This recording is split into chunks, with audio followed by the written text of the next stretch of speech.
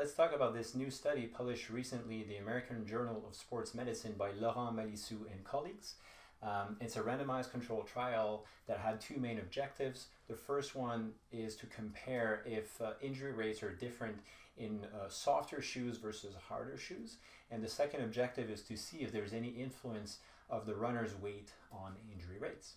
So to do that, they recruited 848 runners, and they were randomly assigned to one of two shoes. All shoes looked exactly the same, and they were all about 20% on the minimalist index. And the only difference was the midsole density. So half of people got assigned to a softer shoe, and the second group was assigned to a harder shoe. And the follow-up was over 6 months. Runners were on average, they were 40 years old, running about 10 kilometers a week at inclusion. And they were asked to log all their trainings online and all their injuries online as well. And they were split between two different groups, so the lighter runners and the heavier runners, based on a cutoff at the midpoint of the cohort in terms of weight. What they found, overall results, they had over 220,000 kilometers, over 24,000 training sessions, and the injury rates were 12.6% in the softer shoe, 17.6% in the harder shoe. Interestingly, there was no association between the weight of the runner and injury rates.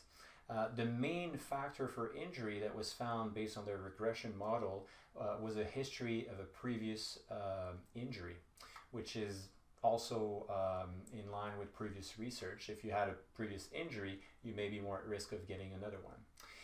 But what they found is that the harder shoes tend to injure people a little bit more, especially the lighter runners, but not the heavier runners, which is a bit counterintuitive. People tend to think that if you're heavier, you need softer shoes, but that didn't come up in this study at all. Now, different points to consider was that, first of all, it's a high methodological quality study. It's a double-blind randomized controlled trial.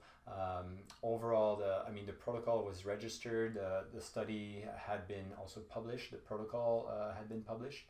And the only limitation maybe is that there was no biomechanical data and no objective GPS data to show the training logs.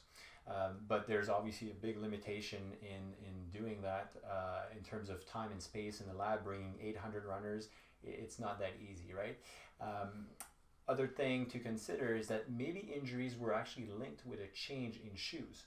So at inclusion, people were assigned a new shoe, but maybe they were used to a softer shoe before, and now they got assigned a harder shoe. And that factor could be the cause of their new injury.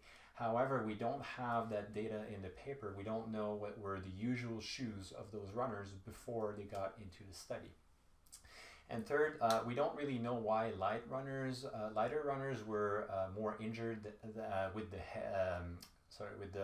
the firmer shoe or the harder shoe, and but not the heavy runners. They were not injured wearing the harder shoe, and that's a bit counterintuitive for a lot of people. Maybe it's a coincidence. Maybe it just needs more validation with a follow-up randomized controlled trial in which we would be assessing, randomizing basically lighter runners into a harder shoe versus a soft shoe, but considering their previous history of footwear. I think that would be good to combine. Now, what does this study change really in the landscape of running shoes and injuries? Well, first of all, it suggests that if you're wearing hard shoes, cushioned, stiff, and heavy shoes with a minimalist index of 20%, well, maybe you're more at risk of injury, right? So they did not compare other types of of shoes. They were all more maximalist shoes, but the density of the sole was changing. Other than this study, there had been only one previous study looking at a similar objective by the same research group in 2014 that found no difference between softer and harder midsole. The difference at the time was only 15%, and this one was 35% difference in the midsole density. Now, I think one of the key take homes is for sure that if you're adapted to your shoes, you're not injured, you don't want to run faster, there's no point in changing the kind of footwear that you're wearing.